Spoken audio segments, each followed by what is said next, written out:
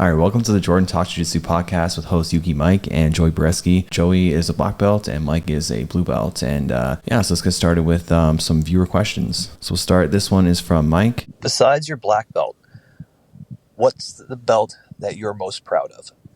Yeah, so we'll start with Joey. Which belt are you most proud of? I think the answer's got to be the blue belt. Like, obviously the black belt's the one you're the most proud of, but the blue belt is like the first big step, the hard one to get. And I think that's probably got to be my answer. Everything else just seems like another step along the journey. Yeah, I agree. I definitely like the blue belt is like the big, the big accomplishment, because when you're a white belt, it's cool getting the stripes and everything. But when you get a blue belt, it's almost like, okay, now it's official. I'm like a real grappler. Mine would be blue belt first stripe, because I wasn't just a blue belt and quit. I was a blue belt and I was in the game for a little bit longer. Yeah, we had one blue belt. His only goal was just to make blue belt one stripe, because he felt like once he got to that point, he's not just a blue belt that quit. He's actually, a real blue belt. So yeah, that's how I feel exactly. It's an interesting way to look at it. Yeah. What would be your, for you, the belt that you're least proud of, or the one that means the least? I guess it's a hard question to answer. I guess the one I was, least excited about was probably the brown belt. Not because, there's anything wrong with the brown belt. Just I think I had more excitement for the blue and purple, and then the black was like a super big excitement too, where, again, nothing wrong with the brown belt, but probably that was like the least excited one. I feel the same way. The brown belt almost just seemed like I'm not quite a black belt step. Like the end is in sight. I'm so close, but I'm not there. So it was more of I'm excited to finish this rather than to be a brown belt. Yeah, it's almost like getting the interim belt in UFC. It's like you're almost there. You're almost the champ, but you're not the champ yet. So, let's take another question. This one's very similar, talking about blue belts and purple belts. So this one's from F9 Hunter. Hi, Jordan. Just want to ask if you could please speak on the journey and the mindset change, or what technically needs to change from blue belt to purple belt, as my understanding is that is potentially the longest journey and the most difficult journey. What would be, like I said, the mindset a blue belt should be taking, or what they should be working on to help that journey much easier, and the dropout rate less if you are a coach and you want to pass on to your students? Thanks. Yeah, I think that when you get your purple belt, is basically really establishes you as a real grappler. Not that blue belts or white belts aren't, but you've been training a long time, you take it serious, and you've reached that next level where the senior belts aren't too far away.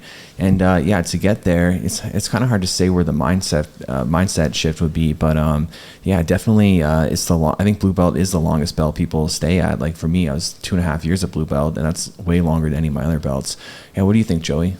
I think for me, at blue belt, on the road to purple belt, it's I would kind of summarize it as go deeper. To get your blue belt, you need to know the surface of everything, a little bit from here, a little bit from there. At blue belt, you should really start going deeper with those positions. Instead of having one option from each spot, try and get 2 or 3 and really explore and figure out what you like.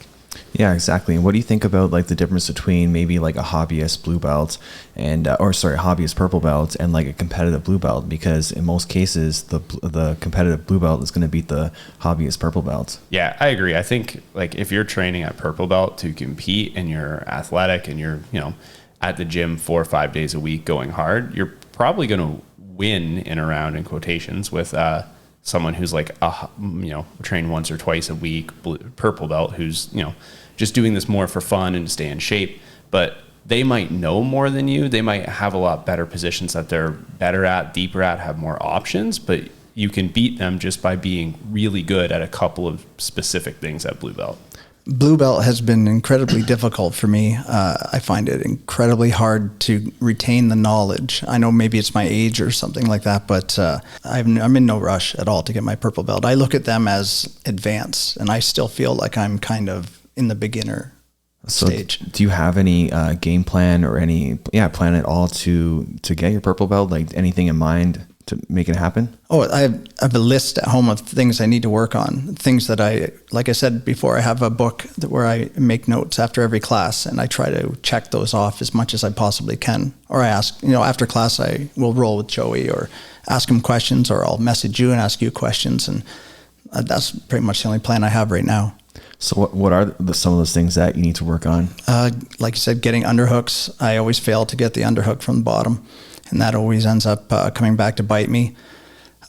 Just not being too passive, letting people get position and then just working my way out of it. You know, like I'll just give up my back because I know I can get out of it, but I shouldn't do that because I should be controlling the roll, not letting them control the roll. Yeah, and I think that jiu-jitsu, it's a lot of the common mistakes. They're so simple, and simple doesn't really mean easy. Like, just because something is simple doesn't mean that it's not going to be hard to do. But all these mistakes are always like simple mistakes, right? Giving up inside position, because that's what underhooks are. That's what the crossface is when people control your head. It's giving up inside position. So for those who don't know what inside position is, it's basically the space between your knee and your armpit, and your ear to your shoulder. So if you let people control those spaces, then you're going to have a bad time. And if you don't let people control those spaces, you're going to be a lot more defensive and able to defend yourself a lot easier. So it's just those simple things that, again, not easy, but simple. I like the way you phrase that, because a lot of those things really aren't easy, but they're not complex ideas.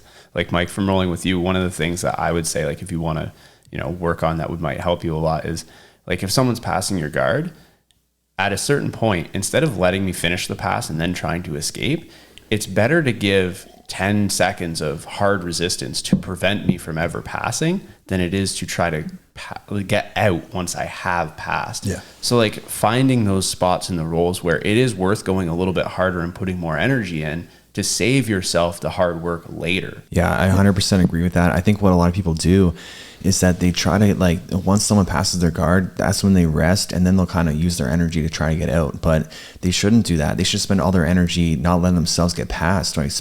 Because you have to spend energy somewhere. So you should spend it where it's going to be most utilized, right? So yeah, I learned that kind of early on. It's like, you don't want to perfect, you don't have to rely on like side control escapes. Rather, you should rely on having a good guard and good guard retention. Yeah. I know people hate it when you give that reason. People ask, like, what's the best way to escape side control? And you say, well, don't get put in side control. And it feels bad to have that given to you, but, like, it really is the best advice. The best way to get out of any bad position is to not let yourself get there. Yeah, exactly. And, I feel bad saying that sometimes to people because it seems like a cheap answer, but, it's just the truth. Even for a black belt, it's pretty hard to escape side control. It never gets easy, especially if someone is like pretty strong. I would say, a blue belt could get side control on me. If they're pretty strong, I'm going to have a difficult time getting out. Having a black belt isn't magic. I'm like, what I'm good at is not getting there in the first place. And that's where people should spend their energy, not getting there in the first place. That's what I really need to work on, is being preemptive about things. And blue belt blues, I go through them a lot. Did you guys ever at all? Oh my God. Belt? Yeah, that's when I had the most blues for sure. Oh, dude, it's so bad for me. I was the opposite. I didn't have it a lot at blue belt. I got it more at like the brown belt level. Oh, really? Eh? Yeah. Why is that, do you think? I think I just kind of burn out a little bit. Like, I used to train really hard as a blue belt, and I was young, so I could train, 2 times a day and 5-6 days a week, and I just really enjoyed it. But I think I went too hard for too long and then kind of just lost my passion for it for a bit. I've refound it now, and like, I'm at the gym all the time now. But I think my attitude towards jiu-jitsu wasn't super healthy, and that's why eventually I just got like burnt out. What do you think your attitude was? Like, how would you describe it? I think I relied too much on competition. Like, I've told a lot of people before, but I have a really hard time setting goals and working towards them. So for me, competition was always like an easy way for me to set a goal. Like, if I want to work on a technique, well, I've got a tournament in a month, and that's like my deadline. I have to get better, fix this for that tournament. And I basically just did that like every couple weeks or month for like 6 years. And I think that that's really not a sustainable way, because like when you're competing, you're always trying to train hard and, give your all into every session. And I think it was just, I didn't have enough times where I stepped back and went, well, I'm going to relax, go light, and really focus on like the techniques I don't like and try and fix those. And I think I just focused on what I wanted to do in tournaments all the time and just went hard so much that my body got broken down and my mind just completely burnt out. Yeah, if you compete for a long time, if anyone does, it's really hard not to burn out. And I had that same problem. I mean, I'm experiencing it right now. I competed for so long, and then the pandemic hit. I had twins, and it just makes things a lot harder. And I just don't have the motivation to compete anymore. Like, for me, like my motivation right now. Like my goal is just to make money and do well for myself. So that's where I'm spending all my energy, you know, making the YouTube channel happen, doing all these things with, you know, BJJ fanatics and whatnot. And, yeah, you know, maybe one day I'll have the drive to compete again, but I just don't have it right now. But yeah, like, Mike, what about you? Are you experiencing some blue belt blues, or have you? Oh, all the time. At least twice a month, I'll message Joey or a couple guys, Nikki or you or a couple guys from the gym, and I'll be like, dude, I can't do this anymore. I got it. Like I know I will never quit, but I get that thought in my head and it gets stuck in there. Yeah. It just messes with me all the time. I feel like I suck. I'm in class getting smashed by people who normally don't smash me. And then, you know, the next day I'm fine. But for that moment, it's hell. Yeah, Nikki will like tell me, "Oh, Mike messaged me, he wants to quit again." And, Yeah, and not that I'm like dismissive of it, but I kind of am too. Like, oh, you know, he's gonna be okay. Yeah, and that's always what happens. Like the next day, you're feeling great again, but yeah, you know, ups and downs are just so normal. Especially like, you know, a sport like jiu-jitsu, like ego is involved, and I don't think there's anything wrong with that. It's just the fact of the matter, and just, you know, because it sucks getting beat up. You know, having some nights where you don't perform properly. I get more mad at myself more than if somebody beats me up. I expect to get beat up by somebody, you know, on any given time, but I get so hard on myself. You know, I have expectations and I didn't perform to those, and it just bothers me, and it just builds and builds. But, you know, I think being hard on yourself is like a super important thing to improve, because then you really recognize the things that you're unhappy with and you want to change them. So, you know, I think that it can be a really useful tool to be hard on yourself, because I know for me, like that's how I improved very quickly. I was like so hard on myself for years, just like, you know, nothing's ever good enough. You know, I need to be perfect. And that's not always a healthy mindset. A lot of times I didn't have a healthy mindset, but overall, I think that really helped me improve. Did you ever have the I'm going to quit moment during blue belt? Because I know a lot of blue belts listen. 100%, especially a bunch of times getting beat up by a purple belt. We talked about him on the channel, like Miles, like he would just beat the crap out of me all the time. And, you know, maybe sometimes I start to do a little bit better, and then next thing you know, like the next week I'm just getting crushed by him. So, you know, I think he too wanted to extra beat me up because, you know, I was trying so hard to beat him, and not in an unhealthy way. You know, we're just like, you know, it's like a healthy gym, not rivalry, but that competitiveness. So yeah, he'd always put it on me, which, you know, I really appreciate because it made me better. It is good to have those people at the gym that you can be a little bit competitive with in like a healthy setting and really try to push each other to get better. Like Mike, I know you have Alexi that you guys train all the time, and it's so perfect for you two to have each other because you complement each other's strengths and weaknesses well. So you're just going to make each other better in time. And he's half my age, so it makes me really, really have to work hard. Yeah, but you're twice as strong. Oh, I don't know about that. Yeah, we got to stop talking Alexi up. He's got to get an ego. No, Alexi's pretty chill. But yeah, you know, the biggest problem I had definitely with blue belt was just like my own ego, and not in like always a healthy way. Like I'm saying, like, you know, people beat me up or, you know, whatnot, and just have a hard time at that. So I think that's what most blue belts kind of experience. It's just like, you know, because you're not quite good enough to beat up everyone, but you can still beat up a lot of people. When I say beat up, I don't mean like actually like hurt them, but I just mean like, you know, doing well in the roles. What's the longest you guys have ever taken a break from jiu-jitsu? I guess mine would be a year from an injury, so I didn't really have a choice, but by choice, my longest was probably a month in the almost 3 years I've been rolling now. Yeah, for me too, it was an injury when I hurt my ankle. It was 5 weeks, and that was like such torture because I was doing so well competitively, and, you know, I was really excited to do the Ontario Open, and because I thought this is my year to win, and then no, I can't because I'm injured. So yeah, I learned from that. You definitely want to tap early and tap when you need to, not hold out because then you can't train, and that's not good.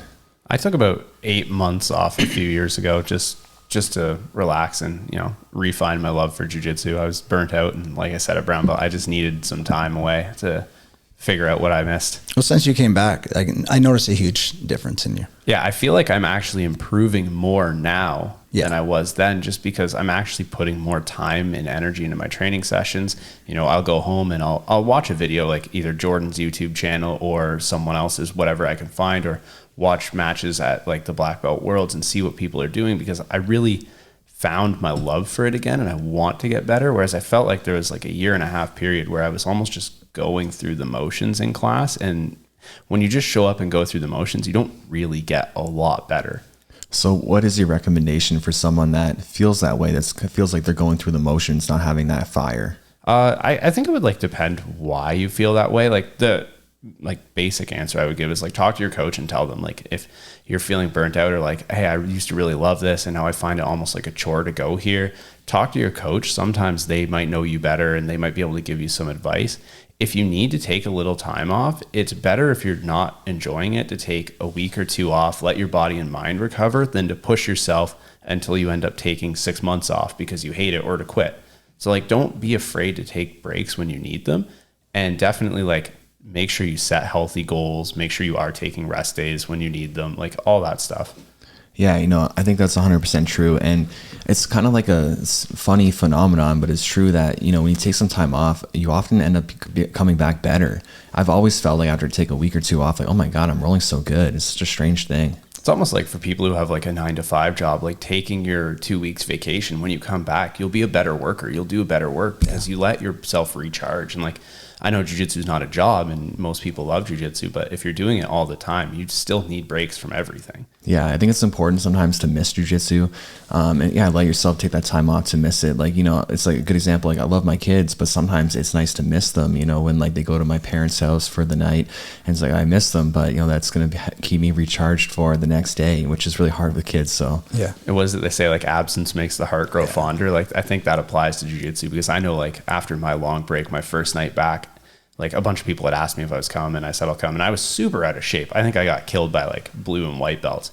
But the moment I left class, I was like, I remember why I loved this in the first place. And like, I don't want to take another break. Yeah, good. And I've seen such a change in Joey, and it's a really interesting thing because we did a roll on camera that was going to be possibly used for YouTube probably like, I don't know, 6 months ago, was it? Something like that. Yeah. Yeah. And, Joey had like kind of like a big gut and just like not in very good shape either, and just didn't perform well at all. And I just felt like terrible, man, I'm not going to use this roll, for a couple of reasons. One, it's not a good reflection of Joey's ability. And 2, people are going to talk shit. They're going to be like, oh, you just choose like the worst black belts or something. So, which isn't true. Like, Joey's really good, but he wasn't on form at all. But now we just did a roll that's going to be on YouTube on Tuesday. So, or it might be already out depending on what time you're listening to this. And it's a super good roll and just shows Joey's great ability. It'd be really fun to like have those in like a side by side somewhere and see like how different does it look when someone's in shape and enjoys what they're doing versus when they're just out of shape in there. What if I use jiu-jitsu as my medication,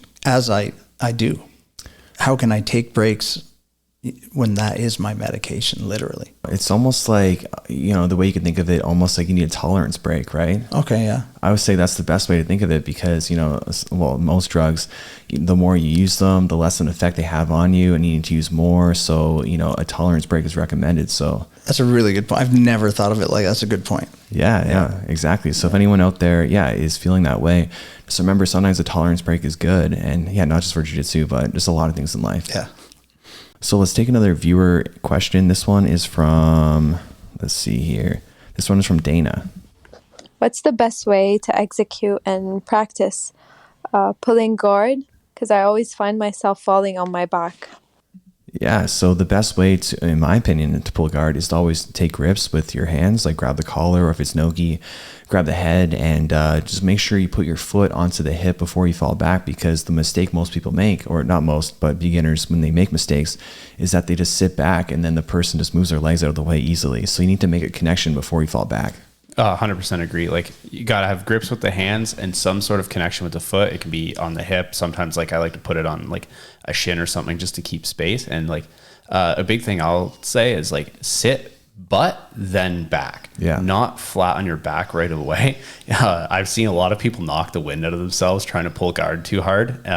You want to sit onto your butt cheeks to like absorb the fall and then lean back and pull them with you.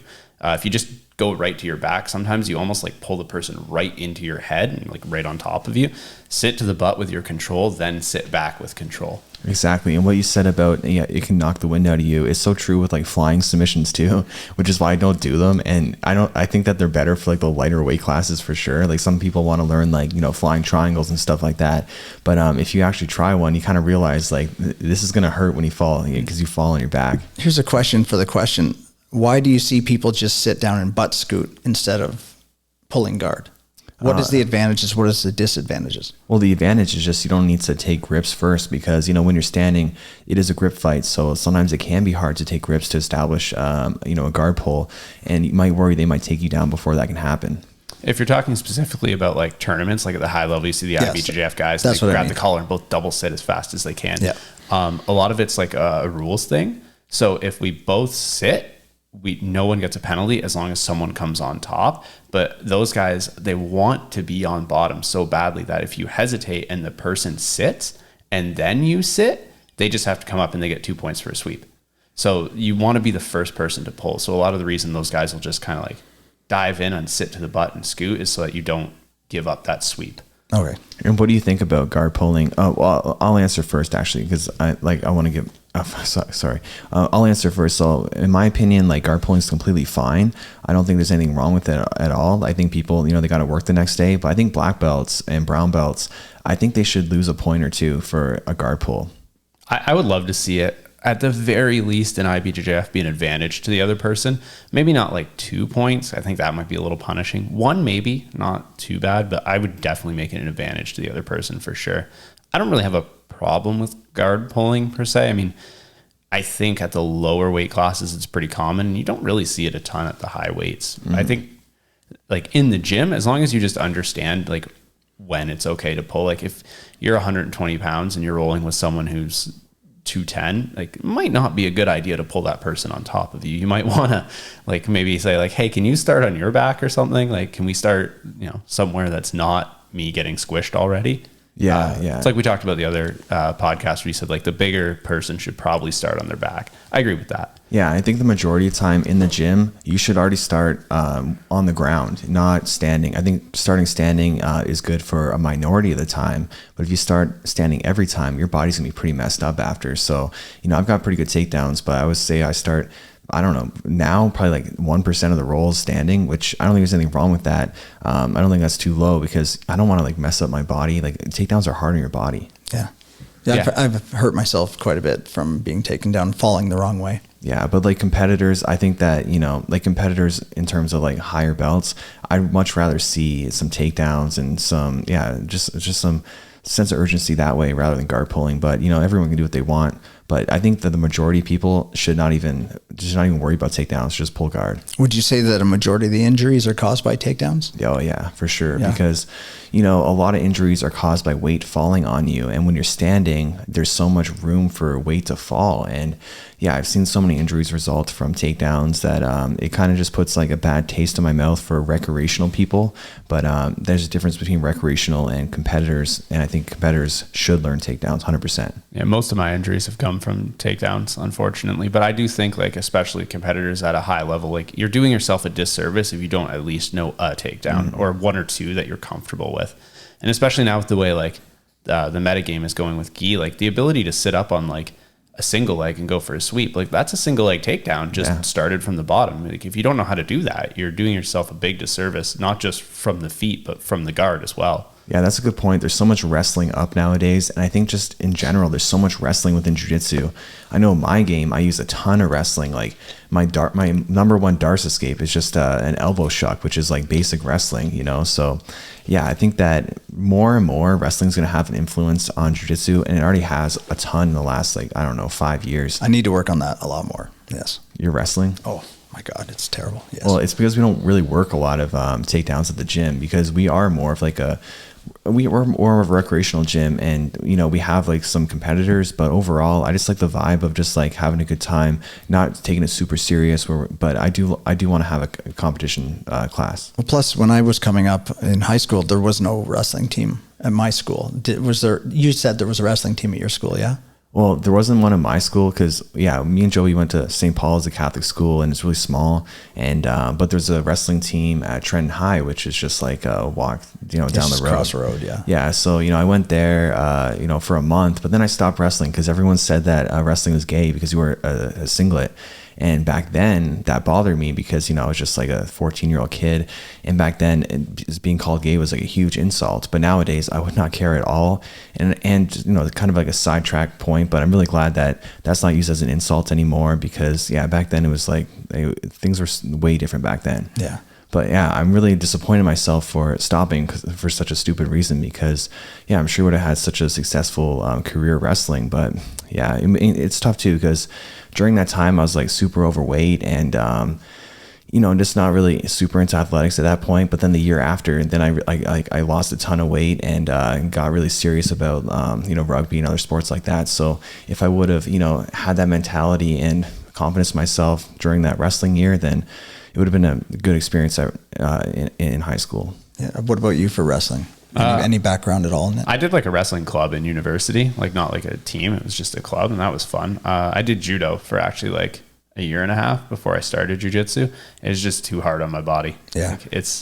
Judo's freaking hard on the body. It's hard. It hurts all the time. I don't know how people do judo into their 60s and 70s. Yeah, sometimes people tell me, oh, they wish we had like a judo instructor, or they wish they could do judo once a week. And it's like, guys, you say that now, but once you've done a couple classes, you're like, I don't know if I want to do this to my body.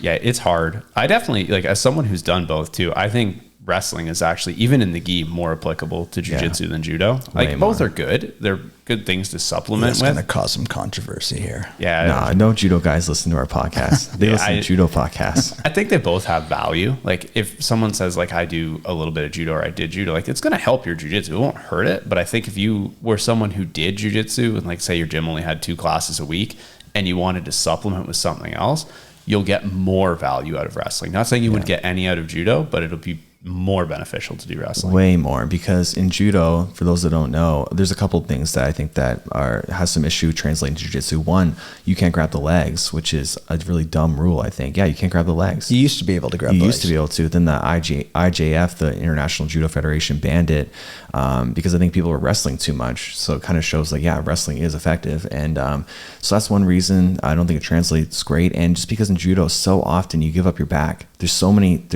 throws that you wouldn't want to do in jiu-jitsu because you have your back taken after. Yeah, and especially like in judo, like landing face down can save you from losing the match because you're not landing on your back. So like there are a lot of things in judo that work really well for that specific rule set, but in jiu-jitsu would be like the worst thing you could possibly do. Exactly. And, these are all just the same sport really with different rule sets. That's all that really separates the sports. It's just the different rule sets. And, jiu-jitsu is pretty encompassing of everything. And then judo and wrestling are more like specific things you can and can't do. So, yeah, I think jiu-jitsu is a lot better in that regard. I was having a conversation with someone last night about like the meta game and the professional no-gi scene, how it's become a lot of like wrestling up, and leg locks. And essentially it's just become like a better version of catch wrestling. Yeah. Which is funny because jiu-jitsu guys used to make fun of catch wrestling for a long time, and now it's kind of made its way into jiu-jitsu. Yeah, those catch wrestlers were onto something. It's been around a long time, and it has a lot of merit. Like, there's some good stuff out there for catch wrestling. Okay, let's take another viewer question. This one is from Noah. Hey Jordan, my name is Noah from Nashville. I've been a big fan of the channel and I'm loving the podcast so far.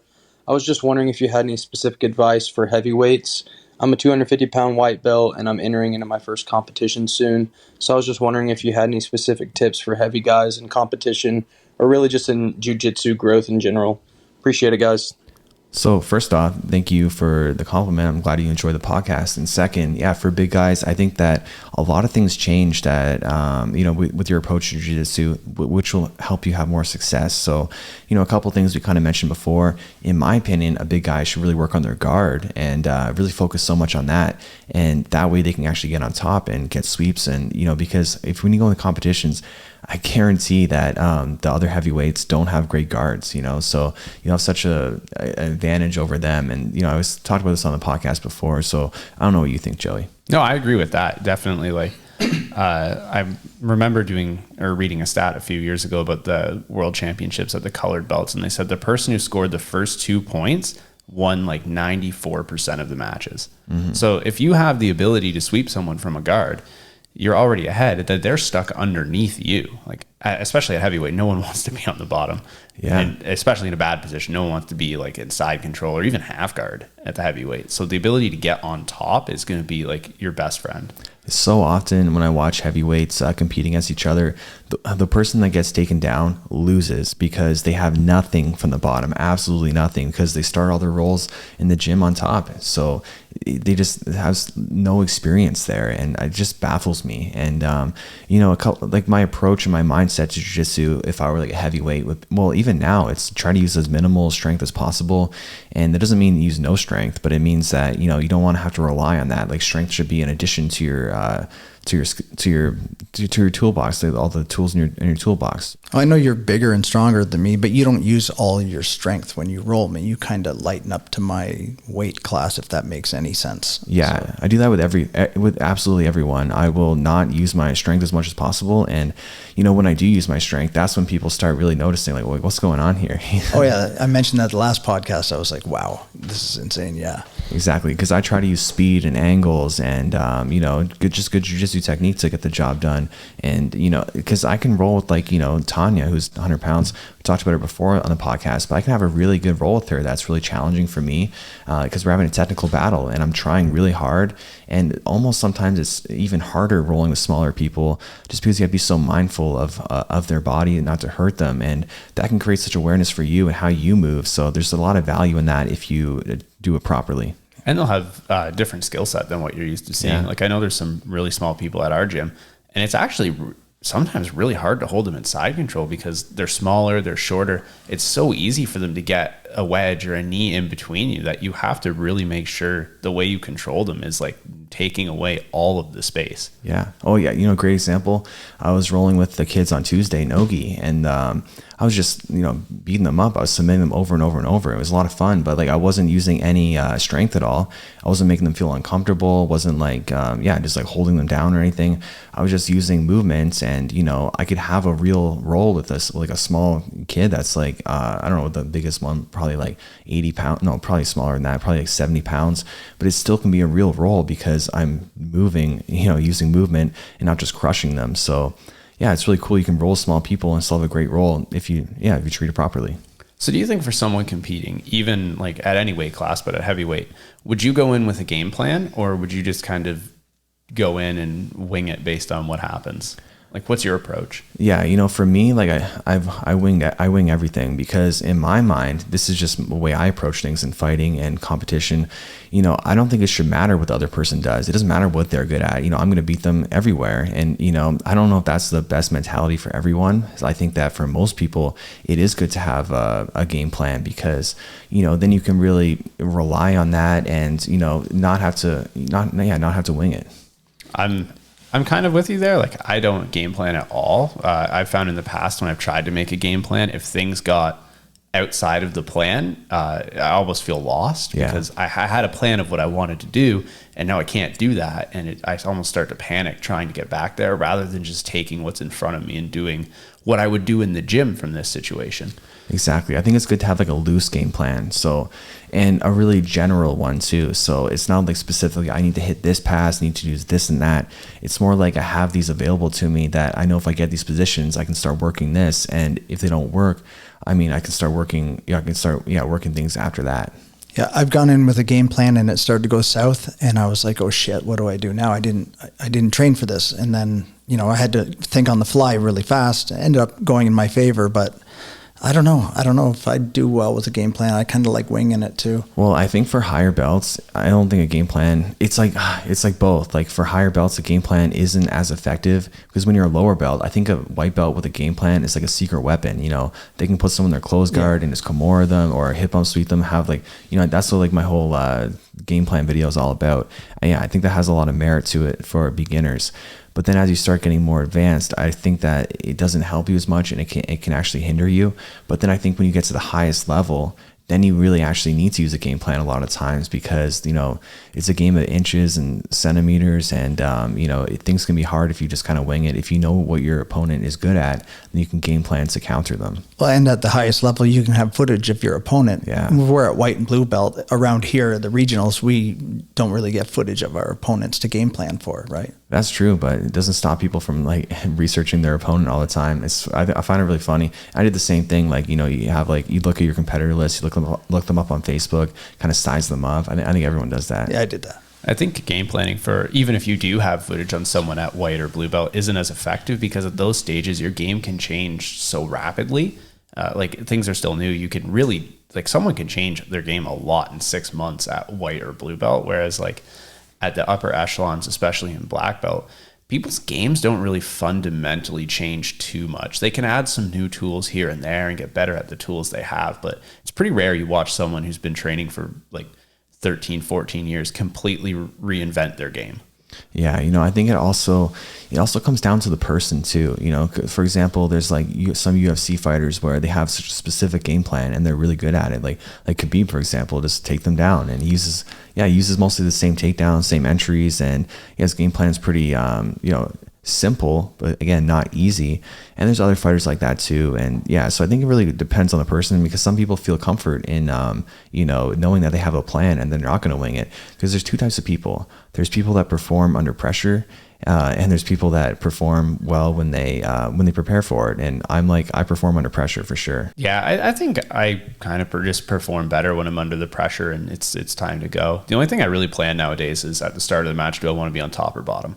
And that'll depend on who I'm against and what they do, what they like to do, or even just like how I've been feeling in the gym the last few days. Like if the week leading up to it, like everyone's passing my guard, like maybe I'm going to try and be on top. Yeah, maybe it's better to have like more like macro game plans than it is to have like micro game plans. Just something you said, UFC reminded me of ONE FC. Didn't you get a message from somebody from ONE FC? I thought I saw something on your Instagram. That's crazy. Yeah, man. Chatri. I don't know how to pronounce his last names, but yeah, Chatri, he's the president of ONE FC. He sent me a message and he told me how much he has learned and deepened his understanding of jiu-jitsu from watching my channel. I'm like, holy crap. It's like, that's such a compliment from him. And yeah, he thanked me for sharing my knowledge with the world. I'm like, oh my God, you're the most famous person I ever talked to.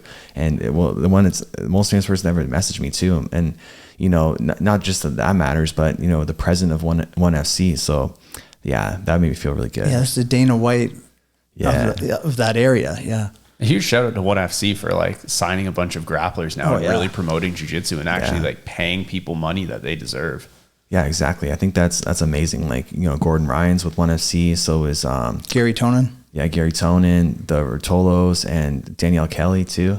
And I think they've signed a bunch of people who haven't fought there yet, but are coming towards them. So, I've heard that their contract situation is actually pretty good. It's not super restrictive. Yeah, exactly. Which is good for grapplers who really just need to compete as much as possible all the time. I love the format. When I watched Aoki fight Tonin, I think it was amazing. Yeah, I told him, if you need me for anything, let me know. Like, whatever it is, like I'll take a fight for you guys, I'll grapple for you guys, or teach, whatever it is, let me know and I'll make things happen. Yeah, that was pretty cool. Yeah, maybe you listen to the podcast too. You never know. So if you're listening, Chatri, hit me up again. So yeah, let's take another viewer question. This one is from, this one from Steve.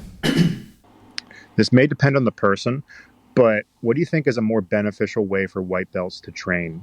Would it be going to the classes, learning the technique, get some rolling in, you get a little bit better at each thing every week?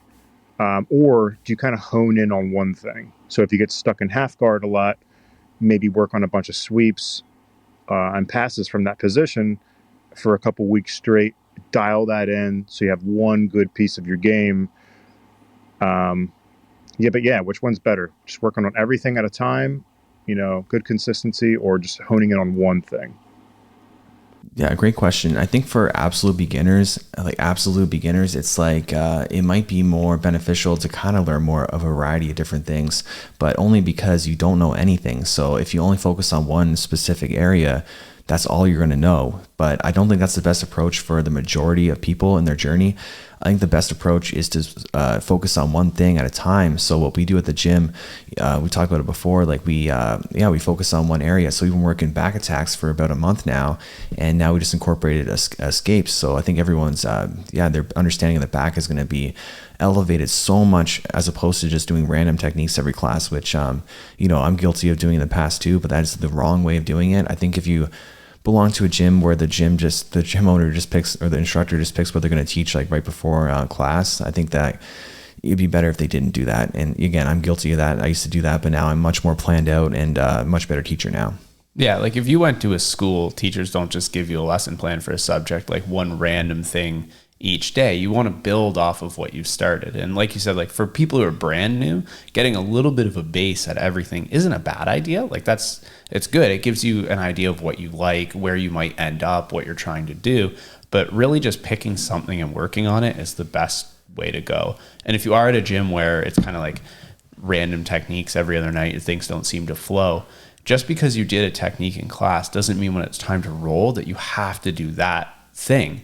So if like you really want to work on your half guard and the class for the night was like De La Hiva guard or something that maybe you're too new or you're like, I just don't feel comfortable or advanced enough to do that yet, just keep working your half guard when it's time to roll. Like keep practicing the things you want to practice in live rounds. Exactly. And try to find as many resources as you can on that subject and focus on that for, a month, maybe even 2 months. I know that's what I did. Like, just so many times throughout jiu-jitsu, I would focus on one area for a while and basically specialize in that. And then, I kind of move on once everyone had kind of learned to counter it a little bit. I started specializing something else. So rather than being a specialist forever, you can specialize in different things for a certain amount of time. And next thing you know, you're just super well-rounded. So I think that's the best approach to do it. And what do you think, Mike? That's what I did, actually. I know it's your favorite technique of all, the lockdown with the electric chair sweep. But I hyper-focused on that for about 3 months. And I remember asking Joey and a couple of the other guys that are experienced at it, the gym, how to do it. And I just did that every night. And at the end of the few months, I had that down. My lockdown was down. My sweeps were like, I'd hit it on not high level, but I mean like higher belt. I mean, I'd hit on higher belts where I could never do that before. Yeah, exactly. And, a great example for me is like leg locks. I remember when I was a brown belt, I focused on leg locks probably for like 4 months.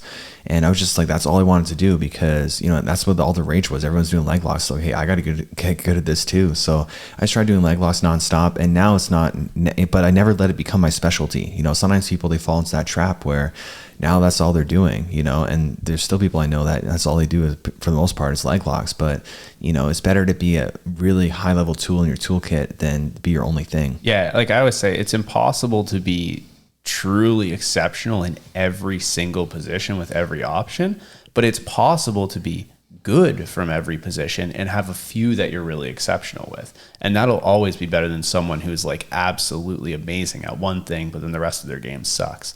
Like I spent probably a year working on my 50-50 guard just because I liked the guard and I really wanted to learn everything I could about it. And not that I don't do other things, but I now feel like when rolls are going sideways or something's not going well or I'm, outmatched by someone, if I can get to that 50-50 guard, I know even if they're better than me, I'll probably be okay. Yeah, exactly. And, that's why I always try to stay out of your 50-50 now because you're good at it and it's like just really annoying to be in. And for a while, I would just kind of accept going in there way too often. But now I've kind of realized, I don't want to be in there. So now I'm doing everything I can to stay out. And I think you'll see in the roll if you watch it on YouTube, I prevent Joey from putting me in his 50-50 because I know how that's going to go, which is going to be, it's going to slow down the roll. It's going to make me not be able to get the things I want. And so I think that specializing in certain areas for a little while also helps other people get really good at defending them too. I think so. You're really doing each other favors that way. Yeah, because the better they get at defending, like the more you practice not letting me get in the 50-50, the more creative I have to get at finding new ways in and things maybe you haven't seen before or prepared for. Exactly. And a good example of that is Harry. I remember when I was a purple belt teaching, he was a white belt and he just like, for some reason, just loved leg locks.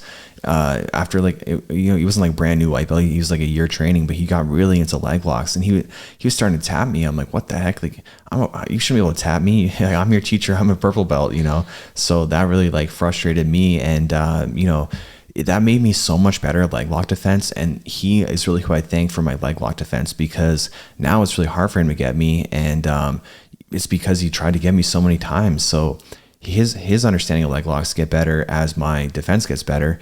And so it's just changed everything. I really like appreciate that he was getting me, even though at the time I was like pretty frustrated. Yeah, I put everything into blocks. I first worked on my guard and then I worked on lockdown. Now I'm working on back escapes. That's what I'm working on the most right now. And after that, I will, pick. Well, leg locks, had a leg lock period for a while there. But, so do you let people take your back, like start on your back in the rolls? Sometimes with white belts, yeah. I don't generally like purple belts to start on my back. That's a good approach. I think people should do that. They should let lower belts start in these good positions because that helps them too, because they don't get in these good positions against, decent guys. And and then you can also work your defense, and there's no like shame in like, tapping to someone that has your back. You let them start on it. Oh, I've done it. I've tapped to white belts who started on my back for sure. That's what Alex does all the time. Like, I'm sure many of you watch the YouTube channel, the brown belt beast. And Alex, he always starts all the time with people when they're, less skilled than him. He'll have them start in mount or his back, or even if they are like comparable skill, he'll always put himself in these bad positions, and he makes his defense so much better. And he's really progressed like insanely fast, having that great mentality of like, just like a different approach to jiu-jitsu. And he's really good at that. Yeah. It's such a good way to do it because, for you who's a blue belt, Mike, rolling with the white belt, they probably wouldn't get your back during the course of a normal roll. So not only would they not get the opportunity to try and do their back attacks on someone who has that level of defense that you have, but you wouldn't get to try out your escapes because, like, let's be honest, the people who would get on your back most often would be people who are the black belts, the brown belts, the purples. And most of them, when they get your back, are going to have really good finishing mechanics. So practicing new escapes that are new to you against those people is going to get you tapped a lot, and it probably won't have a ton of success. But trying it against the white belts who maybe don't have the greatest finishing mechanics yet will let you build that skill to the point where you can start to employ it with the better people.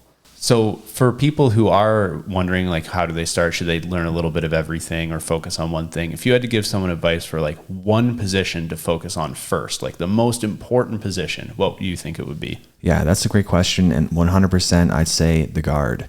So, because most beginners, that's where they spend the most amount of time is in side control because the person passes their guard. And then they always ask me, how do I get out of side control? And again, like we spoke earlier, it's like, well, you don't let yourself get in there, but how do you do that, right? You focus on having a good guard retention. And a lot of that comes down just to understanding of grips and not letting people move in directions that they can pass your guard. And we need to use our grips to stop them. So I think the best thing to do is to perfect like an open guard. And at least when I say that, I don't mean just like submissions and sweeps, but the guard retention itself, and start adding in the sweeps and all that. I think guard retention is a super under-practiced skill for a lot of people. They practice the submissions, the sweeps, but they don't practice just keeping guard against someone who's trying to pass. Like not sweeping, not submitting, just making sure they don't get passed. Yeah, and that's the number one drill we do in the kids class. We should do it more in the adult class too, but we call it crazy legs, which basically one person's trying to pass the guard, the other person is trying to sweep. And, it's because it's the most important area of jiu-jitsu. That's in jiu-jitsu, that's where you spend almost like 50% of the time. And once one of those things happen, like you get your guard passed, that's where all the bad things start to happen. So yeah, I would 100% recommend people drill way more their guard retention and just start over and over. Like, if you sweep them, then they start on top, if you sweep them, then they start on the bottom and you get to pass. And just like, that's a great way to drill with people. I really like the format that you've been doing lately where we go over the technique and then drill and then switch partners and drill, switch partners and drill. I mean, that really literally drills it into my head. Like it works really well. Yeah, exactly. Like that's the new thing that we're going to do. We're going to always drill a ton. And I think that's just the best way to learn. You got to drill a lot. Like doing techniques for endless amount of hours isn't going to make you nearly as good as doing a technique for 15 minutes and then drilling for a long time too. Cause I remember the gym that me and Joey were at first, those classes were 2 hours long. Like literally, I'm not exaggerating. It felt like you were going to a seminar every single night. And sometimes you'd only grapple for 12 minutes. Because I remember I timed it once. We did 3-4 minute rounds. This isn't fun for me. So yeah, I think that there's so much merit in drilling, and way more so than doing a lot of technique. Like, man, 15 minutes on a technique is like all you need. And then you can drill for 45 minutes. That's a freaking great class. Yeah, against a resisting opponent, I've learned quite a bit with that. Yeah, and that's how I phrase it. I'm like, we practice this without resistance. Now let's practice with resistance, and we'll start drilling. So I think that really cements it into people's minds too, like the reason why we do this. Yeah. Plus, you practice with late escapes and early escapes as well. That really helps. Like all together is a very good plan. Yeah, the more, like the longer I've been a jiu-jitsu instructor and the more I try to improve, the more I am improving. And really figuring out what like the actual best ways to teach people. And not only is it a great way to teach people, it's also more fun too. I think like drilling is a ton of fun, and it's fun for me to watch everyone drill, because they go with people maybe they wouldn't have normally gone with, or they just start in positions they normally wouldn't be in. And yeah, especially when we do like bag attacks, it's really funny. It's just to watch everyone get choked out. Yeah. Especially when we do the late escapes from the back. Like even doing that, like as a black belt, if you get partnered with a good white belt or like a blue belt who's really been paying attention in the classes at the back, it's hard to get out. Exactly. And it's funny after too, everyone's got like super red necks and everything. And I'm like, oh, yeah, this is my fault really, you know, because like you guys just do what I say, basically. Let's drill these late escapes, and now you're going to get choked constantly. And yeah, it's really funny because again, some people, they don't, maybe they'll go a whole class without getting choked, but now we're doing the drill. Well, now you're getting choked quite a bit. Yeah. So yeah, you don't get quite you don't get quite the same, you get more of an experience that way, really get to experience everything. So yeah, with that said, thank you for listening to this whole podcast. If you're still here, that's really cool to us. You know, keep sending in the voice questions. I think that's really cool. And every single voice question we will get to, but we try to make like a theme around the podcast. So we got a lot of strength and conditioning questions and injury questions, but we're going to get to those not next week, but the week after. I'm pretty confident next week I'm going to be doing a podcast with Bernardo Faria, because I'll be going to BJJ Fanatics in Boston on Tuesday or Wednesday, one of the two. And yeah, he said he'd do one with me. So yeah, the next podcast should be Bernardo. So that's awesome. Yeah. So all the viewers out there, hope you guys are excited for that. And with that said, we'll see you guys next time.